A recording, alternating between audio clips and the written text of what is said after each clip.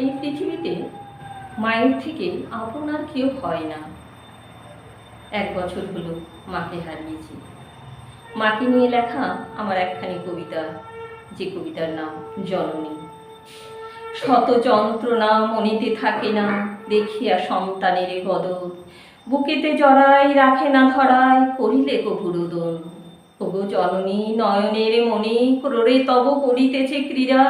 তোমারই রক্ত বন্ধন শক্ত, তব যে নারী ছেঁড়া। সন্তান হীরা হইলে পীড়া, হলো তৃষ্ণা ক্ষুধা। কোলেতে লয়ে বেলা যায় বয়ে, যেন মধুসূধা। জননীর তুলনা কিছুতেই হয় না, সোনা দানা পান না। দেবতা প্রসাদ অমৃত স্বাদ, জননী হস্তে রান্না। নিজেরে দেখে না, মনেতে রাখে না আপনার কোনো সুখ। এই সব পাওয়া যত তার চাওয়া, সন্তানের হাসি মুখ।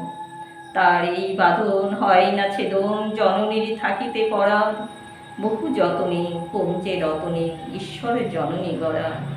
তাই দয়াময় এমন না হয়, জননী কবু হারায়। সন্তানের সুখে সহস্র দুঃখে, জননী আসিয়া দাঁড়ায়। নমস্কার।